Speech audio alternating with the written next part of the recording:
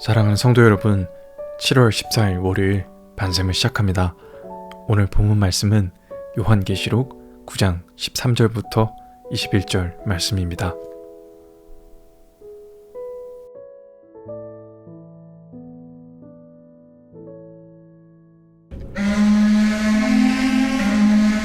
여섯째 천사가 나팔을 불매 내가 들으니 하나님 앞 금제단 내 뿔에서 한 음성이 나서 나팔 가진 여섯째 천사에게 말하기를 큰 강 유브라데에 결박한 내 천사를 놓아주라. 내 천사가 놓였으니 그들은 그 연월일 시에 이르러 사람 3분의 1을 죽이기로 준비된 자들이더라. 마병대의 수는 2만만이니 내가 그들의 수를 들었더라. 이 같은 환상 가운데 그 말들과 그 위에 탄 자들을 보니 불빛과 자줏빛과 유황빛 호심경이 있고 또 말들의 머리는 사자머리 같고 그 입에서는 불과 연기와 유황이 나오더라.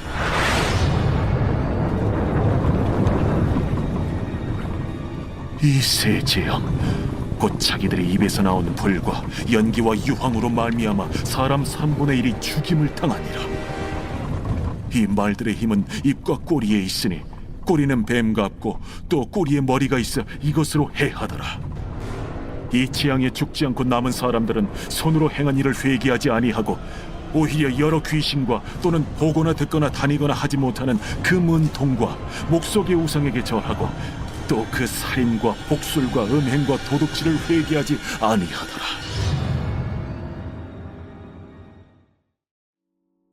무뎌진 경고라는 제목으로 말씀 나누도록 하겠습니다. 여러분 핸드폰에서 재난 문자가 울릴 때 어떤 반응을 하시나요?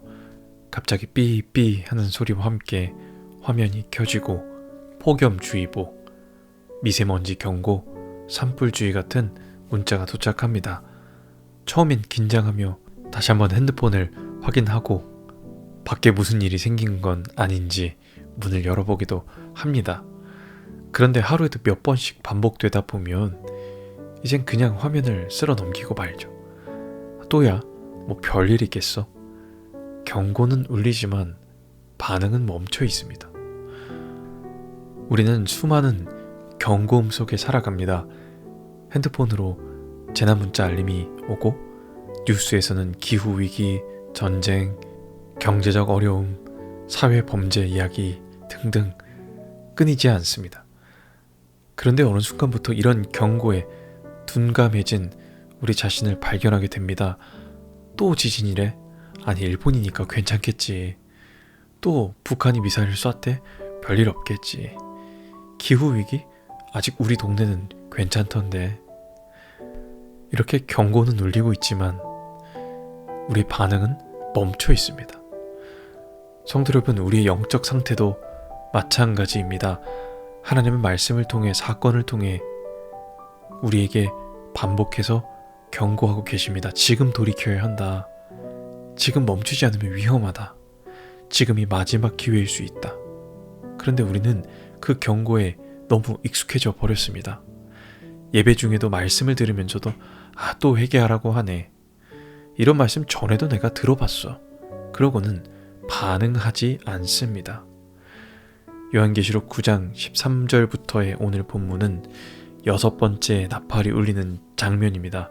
심판이 점점 더 강해지고 하나님의 메시지가 더 뚜렷해지는데도 사람들은 회개하지 않습니다. 오히려 계속해서 우상 숭배하고 음행하고 도둑질합니다. 이 말씀은 단순한 기록이 아니라 오늘 우리가 살아가는 현실에 대한 하나님의 진단인 줄 믿습니다. 이 말씀을 통하여 하나님께서 오늘 우리에게 주시는 이 경고음을 다시 한번 마음에 되새기시기를 주님의 이름으로 축복합니다. 자, 먼저 본문 13절에서 15절의 말씀에 보면 6번째 나팔이 울립니다. 6번째 천사가 나팔을 불자 하나님의 제단 네 뿔에서 음성이 들립니다. 이것은 단순한 심판이 아니라 하나님께서 여전히 주권적으로 모든 일을 통제하고 계심을 보여주는 장면입니다. 우리는 종종 세상이 혼란스럽고 무질서해 보일 때 하나님 어디 계시는가 질문하고 묻습니다.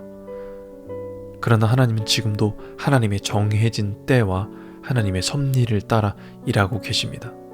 하나님의 침묵은 무관심이 아니라 기회를 주시기 위한 인내입니다. 그렇다면 지금이야말로 돌이켜야 할 시간인 것입니다. 왜냐하면 16절에서 19절에 보면 이 심판은 현실이기 때문입니다. 사도 요한은 2억 마리나 되는 기병의 군대를 봅니다. 그리고 그들은 불과 연기와 유황으로 사람들을 죽입니다.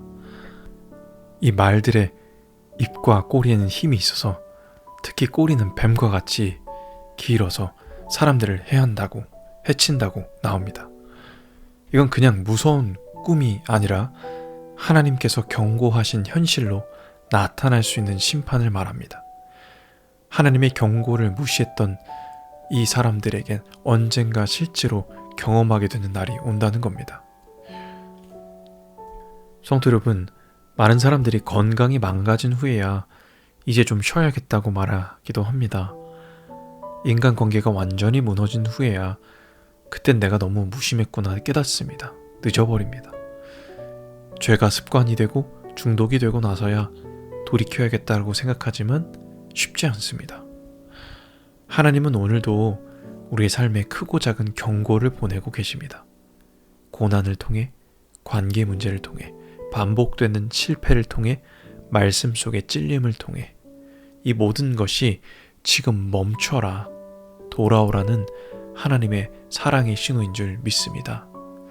이 문제는 이 재앙이 닥치는 게 아니라 무감각하다는 거예요. 20절에서 21절 보면 사람들은 이 무서운 재앙을 겪고도 회개하지 않았습니다. 오히려 우상숭배, 음행, 살인, 도둑질을 계속했습니다. 진짜 무서운 건 재앙이 아니라 돌이키지 않는 마음입니다. 왜냐하면 회개하지 않는 마음은 더 큰 죄로, 더 깊은 어두움으로 나아가게 합니다. 하나님의 손짓을 계속 무시하면 결국 그 손길조차 느낄 수 없는 영적인 마비 상태에 빠질 수 있다는 겁니다. 성도 여러분, 하나님이 여러 번 우리에게 찔림을 주셨는데 괜찮겠지 하며 넘긴 적은 없으신가요? 하나님의 말씀만 봐도 눈물이 마르지 않던 시절이 있었는데 요즘은 말씀에도 아무 느낌이 없지는 않으신가요? 성도 여러분, 우리는 멈춘 회개를 다시 시작해야 될 때입니다. 무뎌진 사이렌 소리라고, 늘 있는 경고라고 무시하지 마시고 다시 하나님의 말씀에 귀 기울이시며 하나님의 경고를 마음속에 새기신 여러분 되시길 축복합니다. 하나님은 언제나 심판 전에 나팔을 불어 경고하시는 분이십니다. 왜냐하면 하나님의 목적은 벌을 주는 게 아니라 돌이키는, 즉 회개와 회복이 목적이기 때문입니다. 요한계시록 9장에서 6번째 나팔이 울릴 때 하나님은 단호하게 심판을 행하시지만 그 와중에도 돌이킬 기회를 주고 계셨습니다. 그런데 그럼에도 불구하고 사람들은 회개하지 않았습니다. 그들의 마음은 이미 굳어져 있었고 영혼의 귀는 더 이상 하나님의 나팔 소리를 듣지 않았습니다. 우리는 어떤가요? 하나님은 지금도 다양한 방법으로 우리에게 나팔을 불고 계십니다. 말씀을 통해, 고난을 통해, 관계의 어려움 속에서, 우리 마음 가운데 들리는 양심의 소리로, 그리고 우리의 깊은 영적인 갈증을 통해서. 문제는 하나님이 침묵하신 게 아니라 우리가 반응하지 않는 겁니다. 경고는 여전히 울리고 있지만 회개는 우리 마음속에서 멈춰 있는 것이 문제라는 거예요. 지금 이 순간이 하나님께서 주시는 마지막 기회일 수도 있습니다. 하나님의 나팔 소리를 또 그 소리야, 또 회개하라고, 또 기도하라고 이렇게 넘기지 마시고 다시 한번 주님 앞에 나아가며 멈춘 회개를 다시 시작합시다. 하나님은 그 돌아오는 자를 여전히 기다리고 계십니다. 지금이 바로 그때인 줄 믿습니다. 오늘 이 말씀 붙들고 주님 앞에 회개하며 결단하며 함께 기도하겠습니다.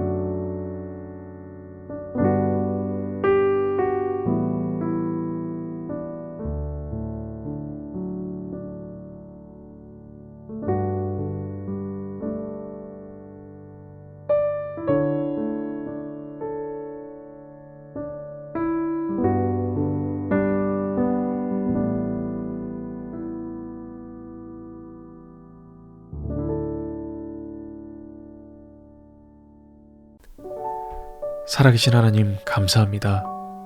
오늘도 나팔 소리를 울리시며 우리를 부르시는 주님의 은혜에 감사합니다.